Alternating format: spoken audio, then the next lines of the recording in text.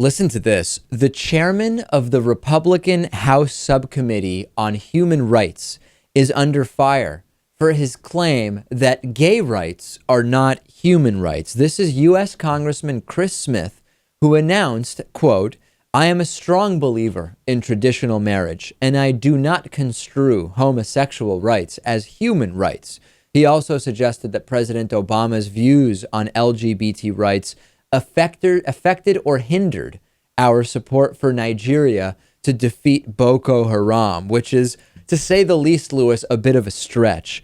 Heightening the impact from this is the fact that this guy is the chairman of the subcommittee on Africa, global health, and global human rights. Someone who we would think, and maybe my standards are too high, Lewis, maybe because someone is a chairman of a human rights committee, it's unfair to expect that they would have even the most remote understanding of what human rights are. But to me, when I hear that gay rights are not human rights and this guy is in charge of a committee on human rights, that's a concern to me.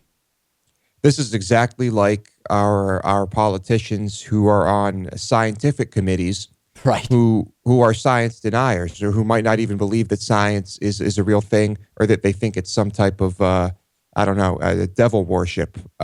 This is pretty much on par with that. And the implication is obviously, if gay rights are not human rights, the implication is gay people are not actually human. And if we can for a second get past the absurd, bigoted, offensive nature of these comments, let's just explore it for a second. We know that there's homosexuality in hundreds or even thousands of species. And we would ask, if we apply a gay person is not actually a person to the rest of the animal kingdom, the bottlenose dolphin is an animal where we have observed homosexuality. If you have a gay bottlenose dolphin, is it no longer a dolphin, Lewis? Is it something else? Well, in certain countries, dolphins are considered non-human people. And as far as I know, there are no laws there about whether those dolphins can be gay or not. So I would say that a gay dolphin is still a dolphin and still, in some cases, a person. If you observe homosexuality amongst meerkats, does the meerkat no longer stay a meerkat if they are gay? I mean, the logic is absurd and it is obviously offensive.